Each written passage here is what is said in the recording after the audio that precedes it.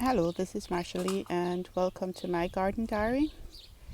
So today I have decided that I am going to transplant a couple of I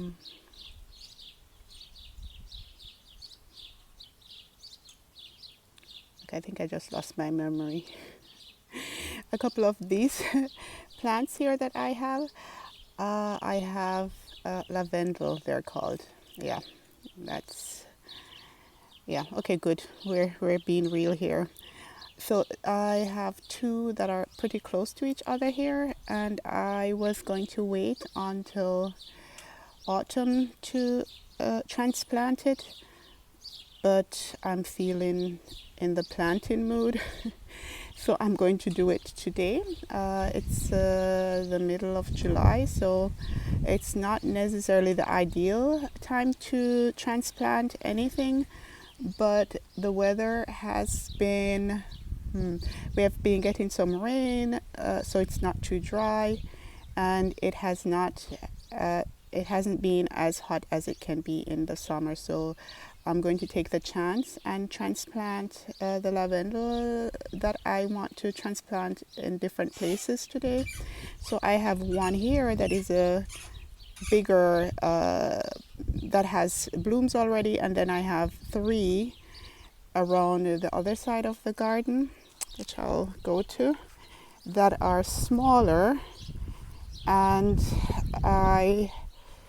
the smaller ones I will plant in this area here, and I'll start around that corner. So I'll plant 1, 2, and 3 between the hibiscus. So that will be for the 3 smaller ones that I have. And then the one that I just showed you, which is the bigger one, I am going to plant right between the roses right there.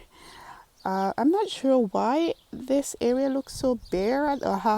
Yeah, one reason is because I took out the Turkish carnation, but that's okay because they bloom the whole summer, but they can bloom the whole summer. So see, there we have second flush of bloom for the Turkish carnation, but they are more early bloomers. So yeah, I'm going to plant the bigger lavender there, and then the other 3 that are here.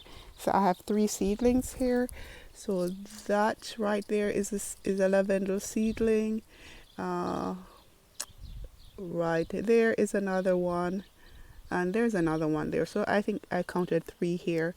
So those 3 I'll plant between the hibiscus, because that area will always be a bit bare, and it would be nice to have these blooming there as well with the roses that are there. So when I transplant, when we're transplanting seedlings like this, there are 2 very important things. One is to take them up with as much soil as possible. That's the first. And then second, after they are transplanted, then to keep an eye on them and make sure that they do not dry out for as long as it takes for them to establish themselves in the new area. So I need to make sure that I take these up with as much earth as possible and try not to damage the root. And then I will also keep an eye on them when I replant them and make sure that they don't dry out. Okay, so I'm going to do that now. I'm going to take them up from where they are, and then I'll show you in a bit. Okay, so there we are. I have 1, 2, 3 seedlings from the front part of the garden, and then I have this bigger plant here that is from right there that I just took up. And as you can see, I made sure that I took each one up with quite a bit of soil. That one, the roots are a little bit more exposed than I would like, so I'll have to get it planted quickly so that it doesn't start drying out or anything like that. And then after I have planted it in its new location, then I'll make sure that I give it lots of water. And more than likely, because it has rain and they're not totally dry, there might not be any wilting or anything like that. It might be that this will be a very good transplant because it's warm enough and it's not too hot. And if it has enough water, the roots should feel at home quickly. And these small ones, I don't even think that they will feel it much because they have such small roots that and I digged it up with so much dirt that they might not have felt anything. They won't be bothered by the transplant. So yeah, I'll go ahead and get these planted, and then I will show you what that looks like when I'm finished. One more thing, as you can see, my soil is quite clayey, so I don't have sandy soil that will just fall off. And so for transplanting, that is a good thing, but for drying out, that is a bad thing, because if these dry out with such hard soil around it, then that's not good for the roots. So yeah, okay, I'll plant these and then show you what it looks like.